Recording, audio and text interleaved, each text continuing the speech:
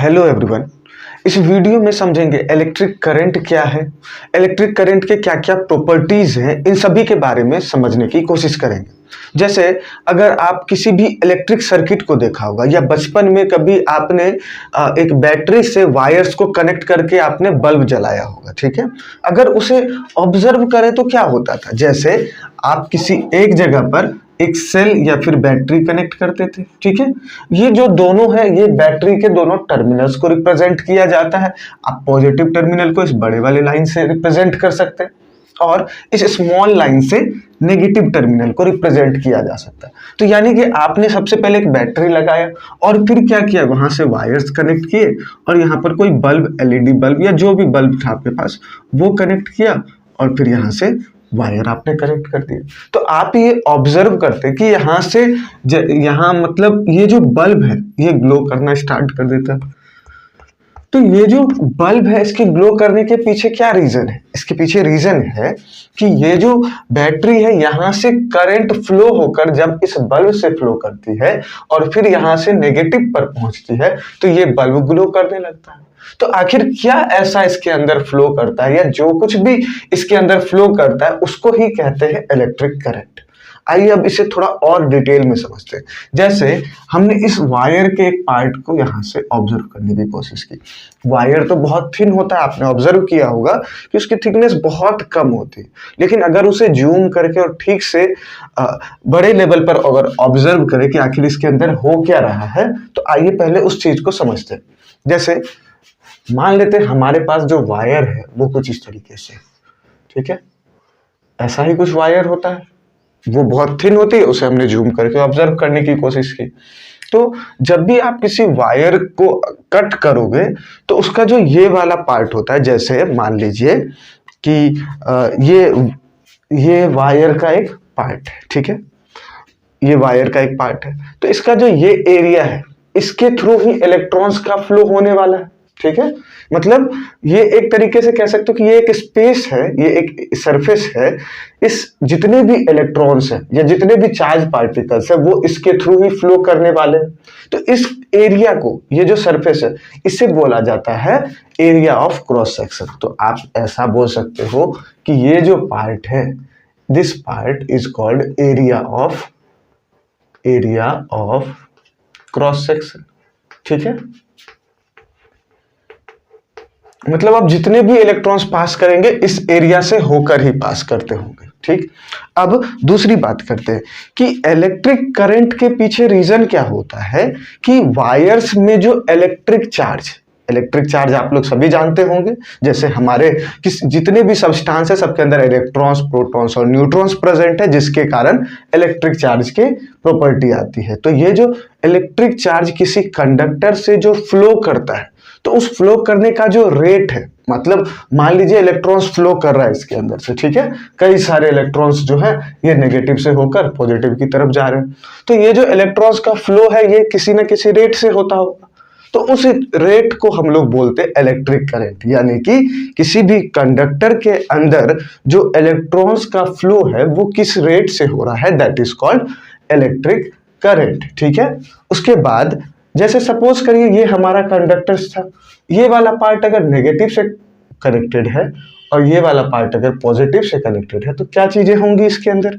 तो हमें एक चीज पता है कि किसी भी कंडक्टर के अंदर तीन पार्टिकल्स है, इलेक्ट्रॉन्स, प्रोटॉन्स और न्यूट्रॉन्स। लेकिन जो प्रोटॉन्स और न्यूट्रॉन्स है वो कहां पर प्रेजेंट होते हैं, वो एटम के न्यूक्लियस में प्रेजेंट होते हैं। बचा क्या, जो इलेक्ट्रॉन्स प्रेजेंट है बाहर की तरफ, और जो मेटल्स है उसमें फ्री इलेक्ट्रॉन्स प्रेजेंट होते हैं, ठीक है। अगर आप किसी भी मेटल की बात करो तो उसके जो वैलेंस सेल में जो इलेक्ट्रॉन्स होते हैं, वैलेंस सेल का मतलब हो गया जो सबसे आउटर मोस्ट ऑर्बिट में जो इलेक्ट्रॉन्स प्रेजेंट होते हैं, वो इलेक्ट्रॉन्स मेटल्स चाहता है कि वो इलेक्ट्रॉन्स को लूज कर दे, जिसके कारण कि मेटल्स इलेक्ट्रिक करंट को कंडक्ट करते। तो याद रखिएगा कि जब भी आप सेल को कनेक्ट करते हो तो यहाँ पर जो मूवमेंट होता है वो इलेक्ट्रॉन्स का मूवमेंट होता है, ठीक है। इलेक्ट्रॉन्स नेगेटिव टर्मिनल से पॉजिटिव टर्मिनल की तरफ मूव कर रहे होते हैं, यानी कि इस कंडक्टर के अंदर जो इलेक्ट्रॉन्स है यहाँ पर। अब इस वायर के अंदर हो क्या रहा होगा कि यहां से कई सारे इलेक्ट्रॉन्स जा रहे होंगे, यानी कि कई सारे इलेक्ट्रॉन्स इससे इंटर कर रहे होंगे एक साइड से, ठीक है, और दूसरे साइड से ये इलेक्ट्रॉन्स यहाँ से निकल रहे होंगे, ठीक है। इसी तरीके से इलेक्ट्रॉन्स का कंटिन्यूअस मूवमेंट चल रहा होगा, नेगेटिव से पॉजिटिव, नेगेटिव से पॉजिटिव। तो ये जो इलेक्ट्रॉन्स का फ्लो है ये नेगेटिव टर्मिनल से पॉजिटिव टर्मिनल होता है। वहीं पर अगर इलेक्ट्रिक करंट की बात करें तो चूंकि जब इलेक्ट्रिक करंट के बारे में बताया जा रहा था उस टाइम पर इलेक्ट्रॉन्स के बारे में डिटेल्ड इंफॉर्मेशन नहीं थी उनके पास, ठीक है, कि इलेक्ट्रॉन्स कैसे एटम के अंदर प्रेजेंट होता है। तो उन्होंने क्या बताया, उन्होंने बताया जो साइंटिस्ट थे कि जो अब उन्हें जैसा लगा उसके अकॉर्डिंग चीजें हो रही, उन्हें ऐसा लगा कि जो पॉजिटिव चार्ज है, ठीक है, वही पॉजिटिव चार्ज इस पॉजिटिव टर्मिनल से नेगेटिव की तरफ मूव करता है, ठीक है। उन्होंने क्या मान लिया कि जो पॉजिटिव चार्ज है वही पॉजिटिव टर्मिनल से नेगेटिव टर्मिनल तक जाता है और इसी चीज को बोला जाता है इलेक्ट्रिक करंट। इसको क्या बोलते हैं, इलेक्ट्रिक करंट। मीन्स कि ये जो आप इलेक्ट्रिक करंट का डायरेक्शन है कि that is from positive terminal to negative, that is conventional direction of electric current. मतलब जो चीजें पहले मानी जाती थी वो चीजें हैं, ठीक है। और पहले क्या माना जाता, पहले ये मानते थे कि जो इलेक्ट्रिक करंट है उसमें पॉजिटिव चार्ज पार्टिकल्स का ही मूवमेंट होता है और इसी पॉजिटिव चार्ज पार्टिकल्स के मूवमेंट के कारण हमें करंट जैसे करंट देखने को मिलता है, ठीक है।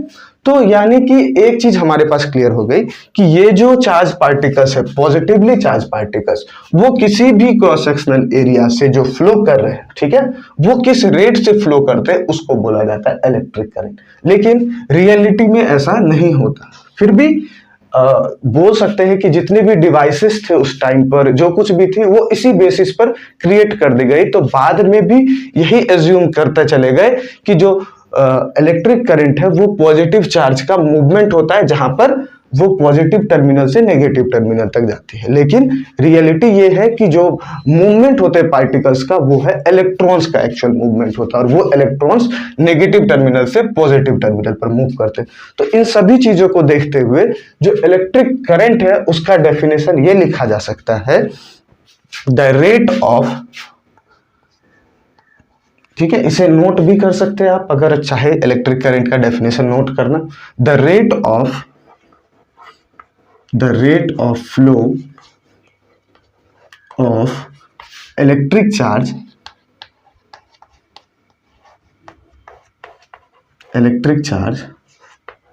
थ्रू अ क्रॉस सेक्शनल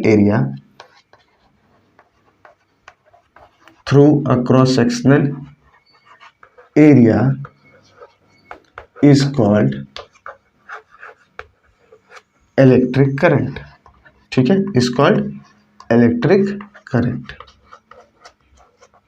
मतलब पर यूनिट टाइम अगर किसी भी एरिया से, जैसे यहां पर मान लीजिए ये क्रॉस सेक्शनल एरिया और यहां पर कंडक्टर है, तो यहां से जितने भी charges, electric charge, positive charge कह सकते हो, वो जिस रेट से यहां पर मूव करता है, एक सेकेंड में जितने चार्जेस मूव कर जाते हैं, that is called electric current. जैसे हमने क्या एज्यूम किया यहां पर, लेट अस एज्यूम दैट कि जो क्यू चार्ज है वो मूव करता है, ठीक है। क्या एज्यूम किया, let us assume that the q charge moves through this cross sectional area in t time, ठीक है, कुछ t सेकेंड्स में q चार्ज इसके थ्रू मूव कर जाता है। तो एक सेकेंड में कितने चार्ज मूव करेंगे, तो इन 1 सेकेंड कितने चार्ज मूव करेंगे, तो q अपॉन t इतने चार्ज मूव करेंगे और इसी चीज को बोला जाता है इलेक्ट्रिक करंट। तो यहां से एक और चीज हमारे पास आ गया, क्या बताया हमने कि हमारे पास एक वायर है और उस वायर के थ्रू चार्जेस मूव कर रहे हैं, पॉजिटिव चार्जेस लगातार, जैसे वायर कनेक्ट किया, यहां से इलेक्ट्रॉन्स का मूवमेंट हो रहा है नेगेटिव से पॉजिटिव की तरफ। और करंट में क्या होता है कि जितना नेगेटिव से पॉजिटिव आ रहा है उतना हमें ऐसा मान लेते हैं कि पॉजिटिव से नेगेटिव की तरफ पॉजिटिव चार्ज जा रहा है। तो ये जो पॉजिटिव चार्ज वायर के थ्रू जाएगा वो किस रेट से जा रहा है, यानी कि एक सेकेंड में किसी पर्टिकुलर जगह से कितने चार्ज पास हो जाते हैं। जैसे अगर एक रोड की बात करें तो वहां पर लगातार व्हीकल्स चलते रहते हैं, अगर हाईवे पर हो तो किसी एक एरिया को आपने डिसाइड किया कि इस पर्टिकुलर लाइन से एक सेकेंड में कितनी गाड़ियां जाती हैं, तो वहां पर रेट ऑफ व्हीकल्स आ जाता। उसी तरीके से एक पर्टिकुलर एरिया से आखिर कितने चार्जेस फ्लो कर रहे हैं, कितने पॉजिटिव चार्ज फ्लो कर रहे हैं, तो उससे हमारे पास इलेक्ट्रिक करंट की वैल्यू आ जाएगी। ठीक है, अगर मान लेते हैं कि रियलिटी में इलेक्ट्रॉन्स का फ्लो हो रहा है, तो अगर हमें इलेक्ट्रॉन्स का पता है कि किस रेट में कितना फ्लो करता है, तो इलेक्ट्रॉन्स जो है वहां पर चार्ज नेगेटिव में होगी, वहीं पर अगर करंट की बात करें तो वो पॉजिटिव में हो जाएगा, बाकी चीजें सेम होंगी। ठीक है, तो साइंटिस्ट ने यहां पर एक चीज और कंसीडर किया। क्या कंसीडर किया कि जो इलेक्ट्रिक करंट है उस इलेक्ट्रिक करंट को आई से डिनोट किया जाता है। ठीक है, और इलेक्ट्रिक करंट का अगर फॉर्मूला बोला जाए तो हो जाएगा the charges that are flowing per unit time means electric charge divided by time taken, divided by time, यानी कि इस इलेक्ट्रिक चार्ज को फ्लो करने में आखिर जितना भी टाइम लगता है that is called electric current. ठीक है, and the direction of electric charge is from positive, electric current from positive terminal to negative terminal, और we can say the direction of electric current is opposite to the flow of electrons. Now we will try to understand the properties of electric current। आखिर electric current है तो कुछ properties भी होंगी, तो आइए उस चीज को समझते हैं। सबसे पहले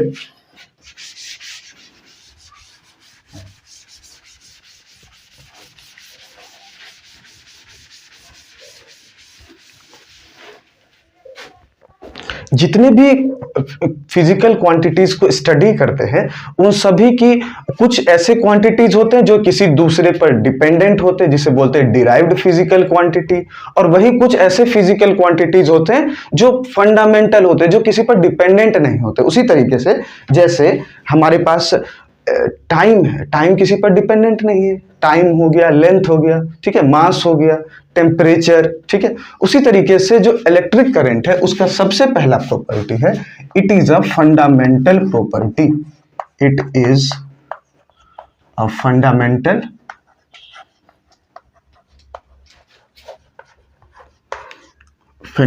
प्रॉपर्टी और we can say fundamental quantity. ठीक है, तो सो फिजिकल क्वांटिटीज दो पार्ट में डिवाइडेड होते हैं, एक फंडामेंटल और दूसरा डिराइव्ड। तो जो बिल्कुल फंडामेंटल नेचर हो, अब जो कोई भी मेटल है तो उसकी फंडामेंटल नेचर है कि अगर आप उसे कनेक्ट कर दोगे पॉजिटिव और नेगेटिव टर्मिनल से तो वहां इलेक्ट्रॉन्स का फ्लो होगा। तो इस वजह से इलेक्ट्रिक करंट को फंडामेंटल क्वांटिटी एज्यूम किया जाता है। उसके बाद सेकेंड बात करें, अगर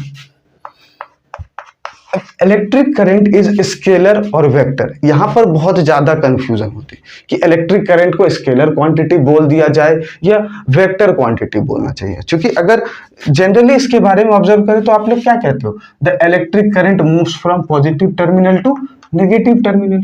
तो यहां पर ये तो डायरेक्शन बता रहा है कि पॉजिटिव से नेगेटिव जाएगा, तब तो इसे वेक्टर कंसीडर करना चाहिए।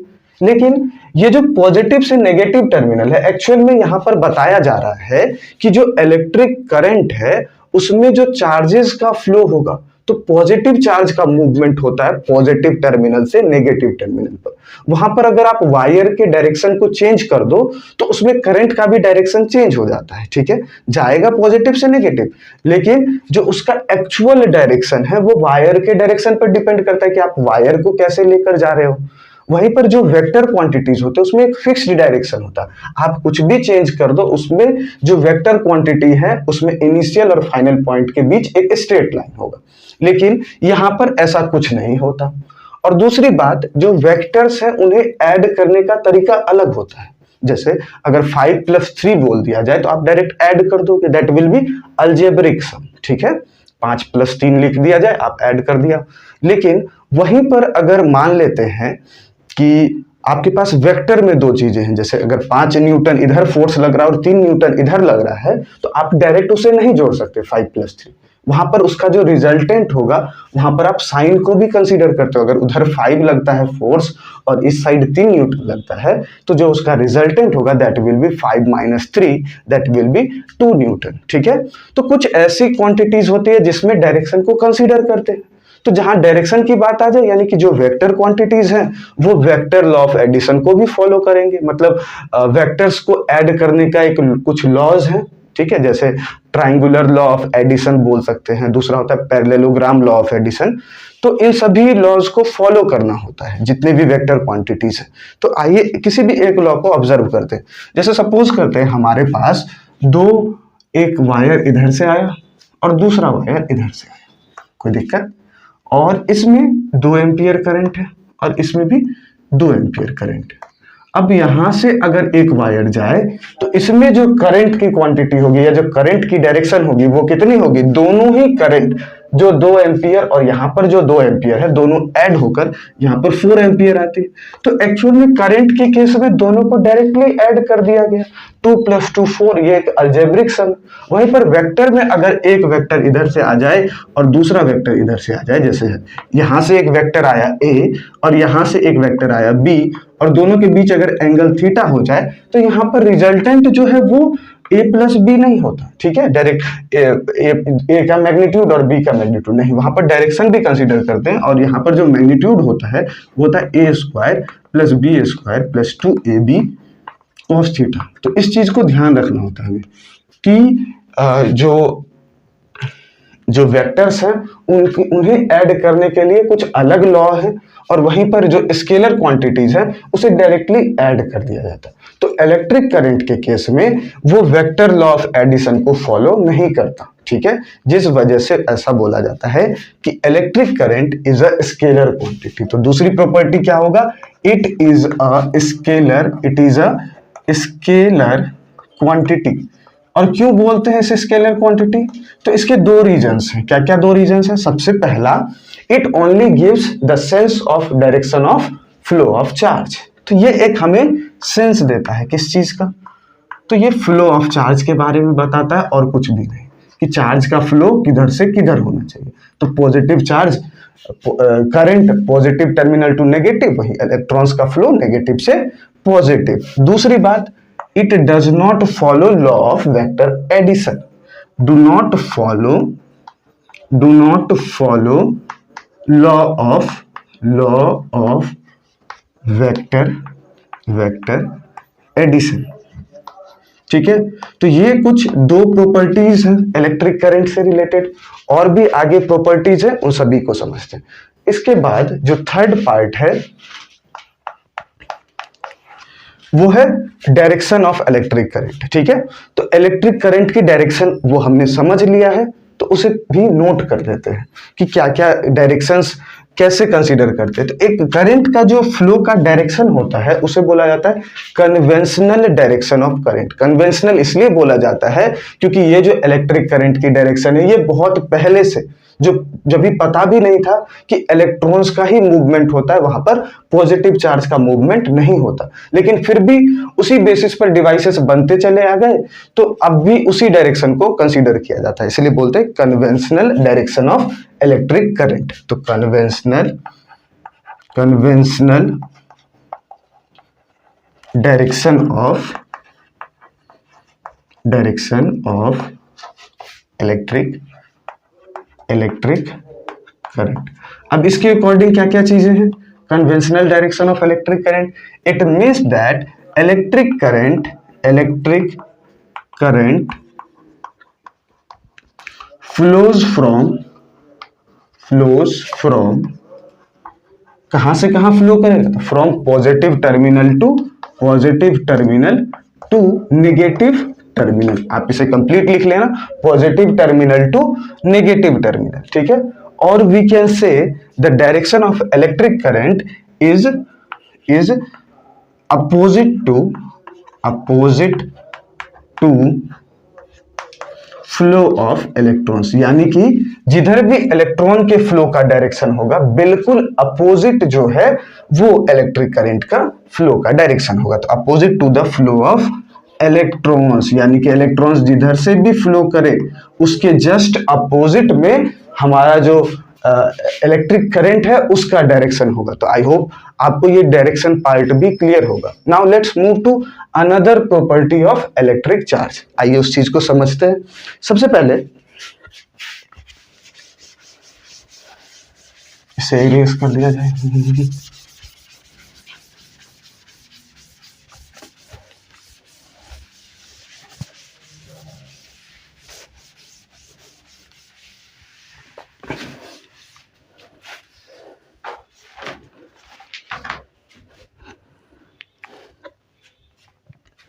Now let's try to understand कि अगर मान लेते हैं किसी भी कंडक्टर के अंदर, ऐसा लोग सोचते होंगे कि अगर करंट फ्लो करता है तो वो कंडक्टर चार्ज हो जाना चाहिए, क्योंकि उस कंडक्टर के अंदर चार्ज पार्टिकल्स का मूवमेंट होता है और जहां पर चार्ज पार्टिकल्स हो उसके वजह से कंडक्टर को भी चार्ज हो जाना चाहिए। लेकिन रियलिटी ये है कि ये जो चार्ज है उसमें हमने एक लॉ पढ़ा था पिछले प्रीवियस क्लास में, law of conservation of charge. वहां पर चार्ज ना तो क्रिएट होते ना ही डिस्ट्रॉयड होते हैं, जितने भी चार्ज पार्टिकल्स हैं पहले जितने हैं बाद में भी उतने होंगे। तो किसी भी कंडक्टर में जब ये करंट फ्लो करता है तो उस कंडीशन में क्या चीजें होती है आइए समझते हैं। जैसे हमने एक कंडक्टर ड्रॉ किया था, ठीक है, ये हमारे पास एक कंडक्टर है। अब इस कंडक्टर में जब करंट फ्लो करता है तो जितने इलेक्ट्रॉन्स यहां से एंटर कर रहे होते हैं, मान लेते हैं यहां पर कुछ n इलेक्ट्रॉन्स एंटर कर रहे हैं, तो जब इसके अंदर ये इलेक्ट्रॉन्स फ्लो करेगा तो सेम नंबर ऑफ इलेक्ट्रॉन्स यहां से एग्जिट भी कर जाते हैं। तो जब कोई कंडक्टर है वहां से जितना इलेक्ट्रॉन्स एंटर करता है उतना ही इलेक्ट्रॉन्स बाहर चला जाए, मतलब the number of charges entering through one end of a conductor is equal to the number of electrons और electric charges that are moving out from the conductor. तो बोथ आर सेम, और जब same charge आए और same charge जाए तो उस condition में ये जो कंडक्टर है वो कैसा नेचर होगा, वो न्यूट्रल ही होगा। 10 इलेक्ट्रॉन्स आया तो नेगेटिव चार्ज होना चाहिए, लेकिन 10 इलेक्ट्रॉन्स इधर से निकल भी गया तो फिर से तो वही जितना पहले था उतना ही बाद में, और ऐसा होना भी चाहिए क्योंकि law of conservation of charge में जितने चार्ज पहले होते हैं बाद में भी उतने ही नंबर ऑफ चार्जेस होने चाहिए थे, ठीक है। तो इसके अकॉर्डिंग ऐसा बोला जा सकता है कि electric the conductor do not gets charge due to the flow of electric current, due to the flow of electric current. मतलब क्या हो गया कि अगर किसी भी कंडक्टर से चार्ज फ्लो करता है तो उस कंडक्टर, वो जो कंडक्टर है वो चार्ज नहीं होगा, उसमें number of charge particles change नहीं होंगे। क्यों? क्योंकि जितने चार्ज पार्टिकल्स एंटर करते हैं किसी भी, मान लीजिए ये बहुत बड़ा सा वायर, तो जितना चार्ज उस वायर में एंटर करेगा उतना ही चार्ज दूसरे एंड से निकल भी जाएगा। इस वजह से उस पर ओवरऑल चार्ज जो है वो कंडक्टर में 0 ही रहता है, ठीक है। तो ये चीजें भी हमें समझनी है। उसके बाद अगर अगले प्रॉपर्टी को देखें तो आप लोग एक चीज जानते होंगे कि कोई भी अगर किसी भी कंडक्टर में इलेक्ट्रिक करंट फ्लो करता है, ठीक है, तो उसके कैरियर्स कौन कौन से, क्या हर एक जगह इलेक्ट्रॉन्स ही फ्लो करता है या कुछ जगह कुछ चीजें अलग भी हैं। तो आप लोग एक फिनोमेना पढ़े होंगे जिसे बोलते हैं chemical effects of electric current, यानी कि किसी भी इलेक्ट्रोलाइट में, जैसे पानी के अंदर अगर आप मान लीजिए स्मॉल अमाउंट में सॉल्ट ऐड कर देते हो, नमक मिला देते हो, तो वहां पर NaCl को पानी में मिला दिया गया, तो एक होगा Na+ आयन और दूसरा होगा Cl- आयन, ठीक है। कई सारे आयन्स प्रेजेंट है पानी के अंदर, तो जब उसमें करंट पास करते हैं तो वहां पर इलेक्ट्रॉन्स फ्लो नहीं करते, वो जो आयन्स है उसके अंदर Na+ और Cl- वो उस करंट को, वो चार्ज पार्टिकल्स मूव करने लगते हैं, जिसके कारण उस सॉल्यूशन के अंदर इलेक्ट्रिक करंट पास होने लगता है, ठीक है। तो यानी कि हमने क्या समझा कि अलग अलग चीजों के लिए जो चार्ज कैरियर्स है वो भी अलग होते हैं। अगर किसी भी बात करें अगर चार्ज कैरियर्स की, ठीक है, what are the charge carriers, तो चार्ज कैरियर्स बोल सकते हैं या फिर बोल सकते हैं करंट कैरियर्स, ठीक है, कि कौन कौन से करंट कैरियर्स होते हैं। तो करंट कैरियर्स कौन कौन से होते हैं? सबसे पहले अगर बात करें मेटल्स की, तो मेटल्स में तो हमें पता है मेटल्स में कौन कंडक्ट करेगा, तो वो कंडक्ट करेगा इलेक्ट्रॉन्स। जो मेटल्स में वैलेंस सेल में जो फ्री इलेक्ट्रॉन्स प्रेजेंट होते हैं वही कंडक्ट करते हैं। वहीं पर अगर बात करें डिस्चार्ज ट्यूब की, जिसे कैथोड रे ट्यूब भी बोला जाता है, या फिर बोला जाए कैथोड रे ट्यूब या फिर डिस्चार्ज ट्यूब। तो ये जो डिस्चार्ज ट्यूब है, एक्चुअल में आपने ऑब्जर्व किया होगा जब आप लोग पहले पढ़े होंगे discovery of electrons, protons and neutrons, तो वहां पर जे थॉमसन साहब ने एक ट्यूब, वैक्यूम ट्यूब का यूज किया था। यहाँ पर 2 प्लेट्स लगे थे, तो जब हाई वोल्टेज अप्लाई किया जाता था तो यहाँ से इलेक्ट्रॉन्स निकल के उधर जाते थे, तो वहां पर ये जो इलेक्ट्रॉन्स का फ्लो है उसके कारण ही इलेक्ट्रिक करंट आता था। तो ये जो डिस्चार्ज ट्यूब है इसमें भी जो चार्ज कैरियर्स है वो हमारे जो इलेक्ट्रॉन्स है वही होता है। वहीं पर अगर आप इलेक्ट्रोलाइट्स की बात करें, अगर थर्ड कंडीशन में देखा जाए तो आप सभी इलेक्ट्रोलाइट्स जानते होंगे। इलेक्ट्रोलाइट्स यानी कि वाटर, और उसके अंदर कुछ भी ऐसा आयोनाइजिंग सब्सटेंस होना चाहिए जो खुद ही ब्रेक डाउन हो जाए वाटर में। एसिड हो सकता है, आप उसमें स्ट्रॉन्ग बेस ऐड कर सकते हैं या सॉल्ट ऐड कर दीजिए, जो भी वाटर में जाके आयंस का फॉर्मेशन करे तो वो इलेक्ट्रोलाइट्स है। तो जितने भी इलेक्ट्रोलाइट्स हैं, ठीक है, वो जो सॉल्यूशन हमारे पास प्रिपेयर हुआ इलेक्ट्रोलाइट्स, तो इलेक्ट्रोलाइट्स के अंदर जो इलेक्ट्रिक करंट कैरी करने वाले पार्टिकल्स होते हैं दे आर करंट कैरियर्स, और वो होते हैं ions. Ions are positively charged atoms और नेगेटिवली चार्ज एटम्स, ठीक है। उसके बाद फोर्थ जो हमारे पास है वो है सेमीकंडक्टर। सेमीकंडक्टर के अंदर हमें बस ध्यान देना है कि जो सेमीकंडक्टर है उसमें 2 तरीके के पार्टिकल्स होते हैं, एक होता है इलेक्ट्रॉन्स और दूसरा होता है होल्स। तो ये जो इलेक्ट्रॉन्स और होल्स हैं, इसी दोनों के वजह से electrons and holes, due to these 2 things the current is conducted in semiconductor. तो किसी भी सेमीकंडक्टर में बात करें तो वहां पर एक नेगेटिव इलेक्ट्रॉन्स जो निकल जाता है। मान लीजिए आपके पास कोई सेमीकंडक्टर है और आपने उसमें किसी दूसरे तरीके के एटम्स को डाल दिया जिसकी वैलेंसी उसके जो सेमीकंडक्टर है, जैसे सिलिकॉन हो गया, तो उसकी वैलेंसी 4 होती है, उससे या तो कम हो जाए या तो उससे वैलेंसी अगर ज्यादा हो जाए तो उस केस में कुछ इलेक्ट्रॉन्स बच जाते हैं या कुछ सिचुएशन में वहां पर होल्स बच जाते हैं। तो उसके वजह से जो करंट उस सेमीकंडक्टर में फ्लो करे, तो ये दोनों ही कैरियर्स होते हैं सेमीकंडक्टर के अंदर। तो आई होप आपको ये करंट कैरियर्स भी समझ आ चुका होगा। Now let's try to understand.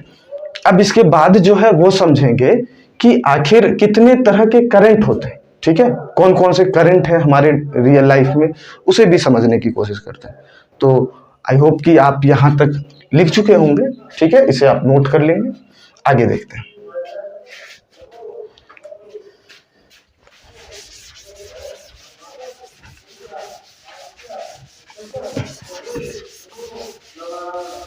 Now let's try to understand the 2 different types of electric current. Different types of electric current. तो कौन कौन से इलेक्ट्रिक करंट हो सकते हैं? There are 2 different types of electric current. First one is alternating current and second one is direct current. समझिएगा, सबसे पहला क्या है हमारे पास? सबसे पहला है अल्टरनेटिंग करंट, जिसे एसी भी बोला जाता है। इसे क्या बोल सकते हैं? Alternating current. अब सबसे पहला होगा हमारा अल्टरनेटिंग करंट। नाम से एक चीज क्लियर है कि यहाँ पर कुछ ना कुछ अल्टरनेटिंग की बात हो रही है। और वहीं पर जो दूसरा टाइप है हमारा वो होता है डीसी बोलते हैं इसे, that will be direct current, ठीक है। जो दूसरा हमारे पास है वो है डायरेक्ट करंट। डायरेक्ट का मतलब कुछ चीजें हैं जो डायरेक्ट होंगी। अब जो अल्टरनेटिंग करंट है उसके अंदर क्या चीजें होती है और जो डायरेक्ट करंट है उसके अंदर क्या होते हैं। जैसे अगर आप कोई 1.5 वोल्ट का बैटरी यूज किया होगा, आपने सभी देखा होगा, तो उसमें अगर आप वायर करंट करोगे तो लगातार कांस्टेंट 1.5 वोल्ट बैटरी 1.5 वोल्ट का करंट ही हमेशा पास हो रहा होता है। लेकिन वहीं पर अगर अल्टरनेटिंग करंट की बात करें तो वहां पर जो करंट की वैल्यू है वो लगातार चेंज होती रहती है। कुछ देर के लिए वो पॉजिटिव होगी, ठीक है, कुछ देर के लिए पॉजिटिव साइकिल चलेगा, कुछ देर के लिए नेगेटिव साइकिल चलेगा। आइए पहले समझ लेते हैं कि अल्टरनेटिंग करंट है क्या चीज। अगर इसका ग्राफ से समझने की कोशिश करें तो मान लेते हैं हमारे पास एक एक्सिस पर है हमारा करंट और दूसरे एक्सिस पर क्या है? तो टाइम है। तो ये जो जब अल्टरनेटिंग करंट जो हमारे घर में अभी आता है ट्रांसफार्मर से हमारे तक, तो उसमें जो इलेक्ट्रिक करंट है वो एक कांस्टेंट इलेक्ट्रिक करंट नहीं आते। वो जो इलेक्ट्रिक करंट है वो लगातार, जैसे हाफ साइकिल के लिए पॉजिटिव डायरेक्शन में और वहीं पर हाफ साइकिल के लिए नेगेटिव चल रहा होता है। इस तरीके से करंट धीरे धीरे बढ़ती है, मैक्सिमम लेवल तक पहुंचती है, फिर धीरे धीरे कम होती है। तो मान लीजिए इसका जो एम्पलीट्यूड है वो है I0। तो यहाँ पर भी जो मैक्सिमम वैल्यू है वो होगा माइनस आई नॉट। इस तरीके से ये ग्राफ लगातार चलता रहता है और करंट की वैल्यू कांस्टेंट नहीं होती। In alternating current the electric current is positive for half cycle, आधे साइकिल के लिए पॉजिटिव है और अगले आधे साइकिल के लिए ये नेगेटिव होते हैं और लगातार जो पॉजिटिव नेगेटिव टर्मिनल वो लगातार चेंज होते रहते हैं। और इसी अल्टरनेटिंग करंट के बाद जो हमारा होता है वो होता है डायरेक्ट करंट। और डायरेक्ट करंट में जो ये करंट की वैल्यू है ना तो बढ़ती है ना घटती है, कहीं पर कोई भी चेंजेस नहीं आते, एक कांस्टेंट करंट फ्लो करता रहता है। ठीक है, तो जो डायरेक्ट करंट है जो आप बैटरी वगैरह से यूज करते हो, वहां पर जो करंट है और टाइम है, टाइम कुछ भी हो जाए करंट की वैल्यू हमेशा कांस्टेंट ही होगी। तो ये है हमारा डायरेक्ट करंट का ग्राफ। डायरेक्ट करंट का क्या मतलब हुआ, इसमें हुआ as the time passes there is no change in the electric current, while in case of alternating current the current changes and it is half positive for half cycle and negative for half cycle, बिल्कुल same है। और इसे इसका अगर equation भी लिखा जाए ना तो ऐसे लिख सकते हैं, this current I is equal to I naught, जो कि इन दोनों का एम्पलीट्यूड है मैक्सिमम, यहां से यहां तक या फिर यहां तक, उसके बाद साइन ओमेगा टी। ठीक है, ओमेगा बोला जाता है ये एंगुलर फ्रीक्वेंसी की बात हो रही है कि कितने किस तरीके से ये कर रहा है, हमें इस पर डिटेल में नहीं जाना है, बस ये इक्वेशन है इसे रिप्रेजेंट करने का। ठीक है, किस तरीके से ये फ्लक्चुएट होता है, यहाँ पर तो करंट कांस्टेंट होती है। तो ये इसके बारे में डिटेल में भी आगे पढ़ना है, अभी बस हमें ये समझना है कि कितने टाइप्स हैं करंट के। तो यहाँ पर दो अलग अलग टाइप्स है इलेक्ट्रिक करंट के, एक अल्टरनेटिंग करंट और दूसरा डायरेक्ट करंट। ठीक है, उम्मीद है आपको ये प्रॉपर्टी भी क्लियरली समझ आ चुकी होगी। इसके बाद समझिए कि अगर कोई अल्टरनेटिंग करंट है और चाहते हैं इसे कि डायरेक्ट करंट में बदल जाए, यानी कि एक कांस्टेंट रेट से हमारे पास ही करंट आए, ये फ्लक्चुएशन ना हो, तो अल्टरनेटिंग करंट को डायरेक्ट करंट में बदला जा सकता है। किसके हेल्प से, तो हमें बस इसके जगह पर यहाँ पर एक डिवाइस लगाना पड़ता है जिसे बोलते हैं रेक्टिफायर। ठीक है, with the help of rectifier वो क्या करता है, वो इस पार्ट को कंसीडर करता है, बाकी को नेग्लेक्ट करता है, यानी कि उसके पास एक ही डायरेक्शन में लगातार करंट आते हुए मिलेगी और उसमें बाकी पार्ट्स नहीं होंगे। वहीं पर अगर आपके पास डायरेक्ट करंट है, जैसे बैटरी घर में लगा होता है और आप चाहते हो उसे अल्टरनेटिंग करंट में बदलना, ताकि घर के अंदर जो डिवाइसेस लगे होते हैं वो सभी अल्टरनेटिंग करंट पर चलने वाले हैं और उसे आप डायरेक्ट करंट पर नहीं चला सकते। तो वहां पर जो डायरेक्ट करंट है उसे अगर अल्टरनेटिंग करंट में चेंज करना है, in that case we will use a device called inverter. तो वहां पर यूज किया जाता है इन्वर्टर। ठीक है, आई होप आपको घर में लगा इन्वर्टर जो है उसका यूज समझ आ चुका होगा कि वो एक्चुअल में बैटरी के जो डायरेक्ट करंट है उसे कन्वर्ट करने की कोशिश करता है। किसमें, तो वो कन्वर्ट करने की कोशिश करता है अल्टरनेटिंग करंट में, जिसके वजह से जो डिवाइसेस है वो चल सके। ठीक है, तो ये भी एक प्रॉपर्टी था different types of electric current. Now let's try to understand the next property. अब यहां तक उम्मीद है आप सभी को समझ आ रहा है, अगर तो इस वीडियो को जरूर लाइक भी करें, सब्सक्राइब भी कर दे चैनल को। ठीक है, so now let's try to understand the next property जो कि है इफेक्ट्स ऑफ इलेक्ट्रिक करंट। ठीक है, अब नेक्स्ट प्रॉपर्टी क्या है कि इलेक्ट्रिक करंट जो है उसके इफेक्ट्स क्या क्या है, कि इलेक्ट्रिक करंट के कारण क्या क्या चीजें हो जाती है। ठीक है, तो क्या क्या चीजें हो जाती है, सबसे पहले अगर किसी भी कंडक्टर से, जैसे आपने कॉइल, ये इससे पहले येलो कलर का कुछ बल्ब देखा होगा आपने, तो उस बल्ब में एक थिन देखते होंगे आप कि कुछ वायर्स प्रेजेंट होते हैं, टंगस्टन का, नाइक्रोम का, आप हीटर में देखे होंगे। तो ये सब जो वायर्स हैं कुछ ना कुछ तो रोल होगा। तो ये जो टंगस्टन वायर है, बहुत ही थिन वायर्स होते हैं, उसमें से जब करंट पास करते तो वो लाइट प्रोड्यूस करने लगता है। अगर नाइक्रोम का वायर है तो वहां पर उसमें से हीट एनर्जी प्रोड्यूस होना शुरू हो जाता है। तो ये सभी क्या है, these are the effects of electric current. मतलब ये सब चीजें जो प्रोड्यूस हो रही है वो किसके कारण, वो इलेक्ट्रिक करंट के कारण है। तो अब हमारा जो लास्ट प्रॉपर्टी है वो है effects of electric current. Effects of